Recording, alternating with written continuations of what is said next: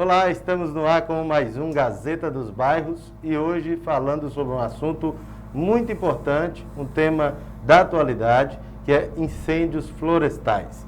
Para isso eu estou recebendo aqui nos nossos estúdios o Tenente Colec, do Bombeiros Militar, que vai falar com a gente sobre essa situação que o nosso estado, principalmente a nossa região, está vivendo nesse tempo de seca e também de muito calor e muitos ventos. Não é isso, Tenente? Bom dia. Bom dia, telespectadores da TV Gazeta. Exatamente, né? Esse mês de setembro, principalmente, é um mês bastante seco, a umidade relativa do ar é baixa e os fortes ventos vêm contribuir aí para o aparecimento, né, de incêndios florestais por toda Minas Gerais, principalmente aqui, região do norte de Minas, que é um pouquinho mais seco do que a região lá mais para o sul. Tá certo.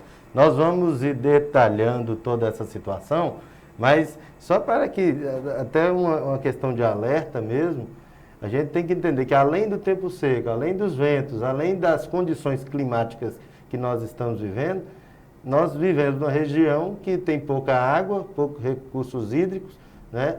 E que com isso dificulta todo o trabalho de combate a incêndio, né, Tenente? Exatamente, né? A nossa região, por estar ali praticamente, né, considerado por muitos aí já, né, na verdade, Nordeste, uma parte do Nordeste, ela tem essa característica assim um pouco mais diferente do que mais para o sul, na região de Belo Horizonte, sul de Minas. A escassez da água, com certeza, ela dificulta, né, o nosso trabalho devido à oferta da água ser menor para a gente estar conseguindo utilizá-las para fazer o combate a incêndio. E da mesma forma é importante, né, que o cidadão tenha essa consciência, né? A região já é seca, já é mais quente do que outras regiões, que desenvolva essa consciência de também economizar, né? Não desperdiçar água, que é o nosso, talvez o principal, bem mais precioso, exatamente. Tá certo. E olha, gente, muitos incêndios florestais foram registrados nas últimas semanas por todo o estado, principalmente aqui no norte de Minas. No último sábado, recebemos informações de 20 ocorrências em cidades diferentes simultaneamente. Qual a situação, Tenente, do momento e os principais focos já foram aí extinguidos? Ainda há riscos? Qual que é o alerta que a gente tem que ter nesse momento? O alerta é o alerta máximo. Esse período de setembro, infelizmente, para os próximos dias nós não temos previsão de chuva, então o alerta é máximo. A população não deve, né, baixar a guarda.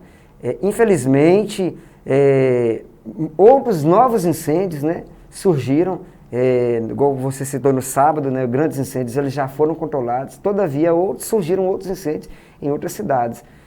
O Corpo de Bombeiros atendeu aqui na região norte de Minas ocorrências de incêndio em Rio Pardo de Minas, Ninheiras, Varzelândia, São João da Ponte, Brasília de Minas, a região de Januária, né? Há vários dias, a zona rural de Bonito de Minas, na APA Coxá e Gibão, um incêndio em grandes proporções, ele ocorre há diversos dias e uma força-tarefa ela foi montada, porque lá na APA, lá, o pessoal do IEF, lá de Januária, é responsável por aquela área, e aí, juntamente com o apoio do Corpo de Bombeiros, o Preve-Fogo do IBAMA, juntamente com o Exército Brasileiro, está apoiando o bombeiro na logística, aeronaves da Polícia Militar e brigadistas, né, no geral. Nós montamos ali uma verdadeira força-tarefa para estar tentando controlar esse incêndio que, de certa forma, está ainda fora do controle e, infelizmente, tem provocado aí grandes danos para a nossa natureza. Da mesma forma, também na região de Januária, talvez seja a região mais crítica, né? Temos a APA Pandeiros, que também está em chamas. Temos também uma região próxima à APA Pandeiros, que é Tejuco, que também está em chamas. Enfim, alguns locais já foram tranquilizados, como tivemos um incêndio muito grande em Gameleira, né? O Corpo de Bombeiros realiza lá hoje, basicamente, o monitoramento e o rescaldo para evitar que ocorra a reignição. É importante porque a reignição ela ocorre justamente devido às altas temperaturas. Então é importante que a gente esteja ali até ter a plena certeza de que o incêndio foi totalmente apagado. Correto. Gente, só para deixar claro, Tenente, na nossa região, o norte de Minas, são praticamente 90 cidades, não é isso?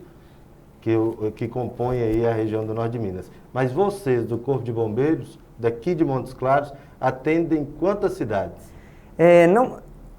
Explicar para o público que nos assiste é o seguinte: o 7º Batalhão ele está subordinado ao Comando Regional, que aqui a gente dá o nome de 4º COB, 4º Comando Operacional de Bombeiros. Então a área do 7º Batalhão, que a sede é em Montes Claros, ele também tem unidades do Corpo de Bombeiros. Recentemente foi inaugurada em Bocaiúva uma unidade. Aí nós temos em Montes Claros, essa semana, né, na quinta-feira passada, unidade de Bocaiúva, que já está atendendo ocorrências, né? Tanto lá em Bocaiúva, quanto também em Guaraciama, Engenheiro Dolabella, que ainda está ocorrendo esses incêndios.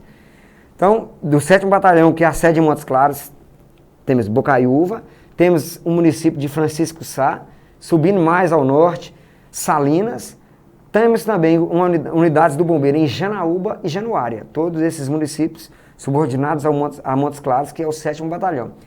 Esses municípios são 74 municípios subordinados a Montes Claros.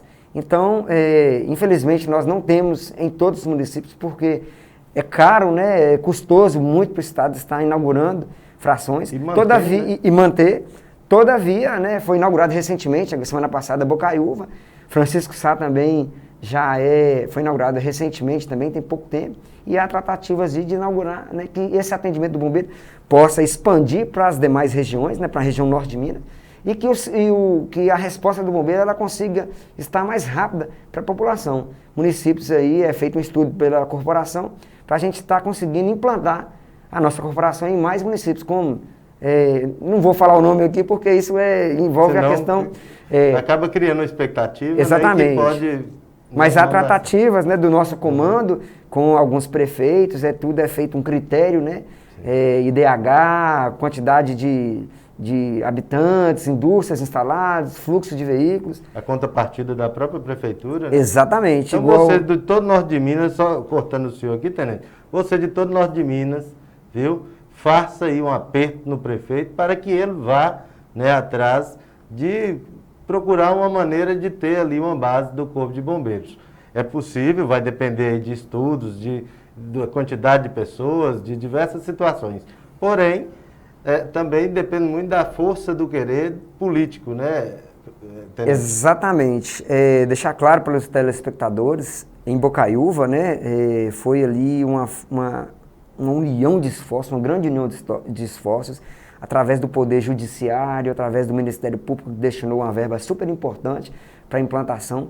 Mas o pelotão, o posto avançado de Bocaiúva, ele só existe hoje, ele só se tornou realidade por causa do apoio da comunidade local, dos empresários, dos comerciantes, que ajudaram ali, né, na nossa dificuldade, né, o Estado passando por dificuldade. Sim. Um ajudava ali com a pintura, o outro com a mão de obra de um pedreiro, colocou uma porta, e hoje nós temos aí um PA, né, uma unidade do bombeiro muito bonita, que fica às margens da BR-135, da mais alta qualidade, e vai servir toda a região, né, de Bocaiúva, Francisco Dumont. Aí distâncias para atendimentos, né? Exatamente. A gente pode perceber que acidentes que ocorriam ali próximo a Olhos d'Água, era o bombeiro aqui de Montes Claros que fazia o atendimento lá.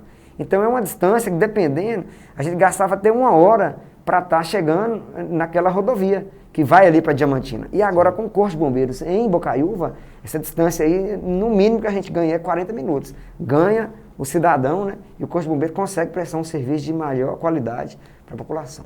Verdade. Então, gente, olha, dando aí, né, continuidade a essa questão dos incêndios, tenente, quais as consequências de tantas queimadas na nossa região? Como isso interfere na vida humana e também, né, dos animais, da nossa fauna e da nossa flora? As consequências, elas são desastrosas. Em relação ao prejuízo para o homem, essa fumaça, essa fuligem, isso provoca nas pessoas o agravamento de doenças respiratórias. Então, num período que a gente está em uma pandemia, a gente gera aí custos, né, de tratamento hospitalares na rede do SUS e também em particular para as pessoas, né, muito grandes, as pessoas que têm asma, problemas respiratórios, enfim, sofrem mais crianças e idosos, e os adultos também. E sem falar a sensação, né, de calor que aumenta, as fuligens. Então, o prejuízo humano diretamente são esses. Já para a natureza, as nossas florestas são destruídas, né? O fogo destrói grandes áreas de floresta. Isso é muito triste. Os biomas, igual a gente vê lá na região lá de Coxá e Gibão, as veredas, né? Que são as nascentes ali no meio do cerrado. E principalmente o que a gente acha muito triste são os animais. A gente vê fotografias de quantos e quantos e quantos animais não conseguem, né, escapar da linha de fogo e acaba tendo as suas vidas ceifadas. Todo mundo viu o caso daquela onça, né, num incêndio que teve aí, nacionalmente, repercutiu, uma onça que queimou as patas, né, e tudo, e foi um terror, todo mundo ficou abismado com aquilo, né. E agora, recentemente, a gente viu, a gente não sabe de onde, mas saiu nas redes sociais, nos grupos aí, né, um cavalo que vem bastante queimado, debilitado, o que deixa todo mundo perplexo com aquela situação, né, Tenente? Mas não adianta só eu ficar abismado com aquilo, se eu não tomo uma atitude de conscientizar o meu amigo, de ter uma atitude positiva para evitar os incêndios, não é isso? Exatamente. Conforme você disse, independente do local que ocorreu, que a gente viu esse vídeo de um cavalo, né, que foi queimado aí por um incêndio, ele realmente não foi na nossa região, ventilou-se... Mas não é algo que está difícil de acontecer com a gente. Não. Tendo em vista que a gente tem tido vários incêndios e os animais... Na região de Januário nós não tivemos um cavalo, mas tivemos lá um macaco. Isso é o que as equipes conseguem flagrar. E quantas pessoas que estão lá, né, combatendo e que não têm oportunidade de ver toda aquela grande área, né? Independente, como você diz, independente do local onde que ocorreu, né, o fato do cavalo e de tantos outros dezenas de animais que infelizmente são queimados, né? Pensa, às vezes um passarinho, um pássaro adulto, ele vai conseguir voar, mas pensa bem nos filhotes, ninho, né? nos ninhos, né? Nos insetos, nas formigas. Seria o futuro da nossa fauna, exatamente. Né? E que a gente perde por causa de um incêndio. Exatamente. Então, infelizmente, né, o incêndio ele é bastante destruidor para a natureza, né, principalmente para a natureza. E aí, incêndios chegam a localidades próximas a nascentes, às margens dos rios, e vai, consequentemente, trazer aí prejuízos diretos para o homem, né, infelizmente. É isso aí. Tenente, nós tivemos agora, há poucos dias, um incêndio muito grande na região ali de Brasília de Minas, onde a margem da estrada ficou dos dois lados ali, né, com fogo direto, o que deixou todo mundo em pânico. O que fazer numa situação dessa? A pessoa que está ainda ali naquela estrada e que se depara com um incêndio dos dois lados da pista, ou que seja de um lado só, o que ele faz? Ele pode passar, ele recua, o que deve ser feito? Exatamente, isso é um tema bastante interessante que você tocou e eu gostaria que os telespectadores prestassem bastante atenção. No mesmo município de Brasília de Minas, eu não sei, vou saber precisar se foi o ano passado ou ano retrasado, uma senhora morreu queimada no interior do carro, em virtude de um fato parecido como esse.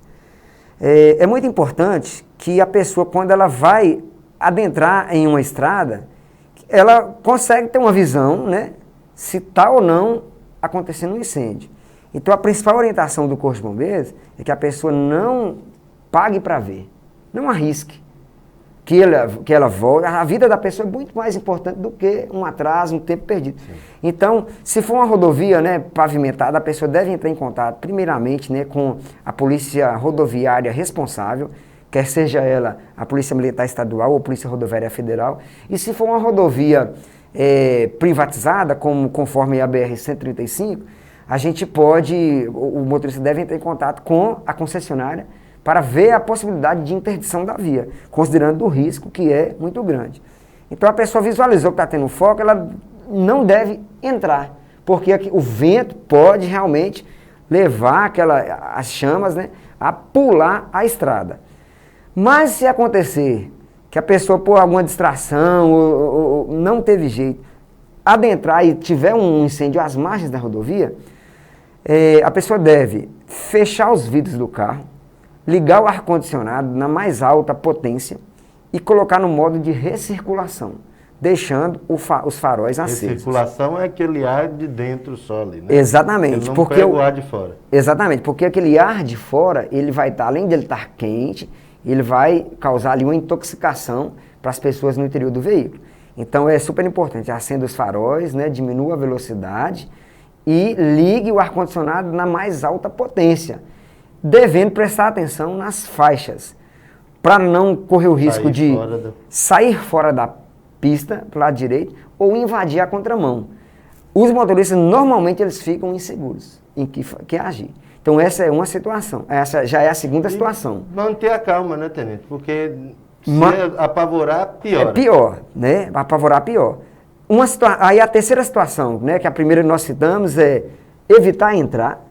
A segunda é, se entrar, manter o carro, né, em movimento, devagar, ligar o ar-condicionado e tentar, né, transpor. O carro não tem ar-condicionado, tenente. Aí é uma situação complicada, né? Vai uma ser mais situação difícil. Mas não pode parar, seguir então e tentar atravessar. Exatamente.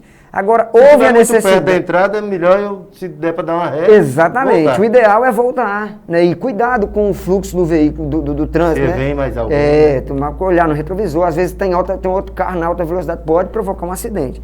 Por último, houve a necessidade de parar, que é um caso extremo, deve ter, né, mantendo ainda o ar-condicionado ligado, né, do caminhão, do carro, manter, aí parou, liga o pisca-alerta, porque o motorista que vem atrás, ele vai ver que parou e também o que vem atrás vai visualizar que está tendo um fogo. Sim. E mantém a rotação do carro, né, alta, para evitar que aquele carro apague, que o motor desligue. E jamais sair para o lado de fora do veículo. Porque lá dentro do veículo é o local ainda mais seguro. E, né, hoje, a maioria dos carros tem ar-condicionado, né? Sim. Mas assim, ali dentro ainda é o local mais refrigerado. Se a pessoa sair para fora do veículo, consequentemente lá vai estar bem mais quente. Aquilo pode causar, né, queimaduras das vias aéreas. É um ambiente assim, extremamente agressivo para os nossos motoristas. Então é essa a recomendação. Na dúvida, não adentre a essa área onde está pegando. E chame imediatamente a autoridade para que possa resolver. Exatamente. E aí a gente também estende um alerta, né, para a população que mora na zona rural.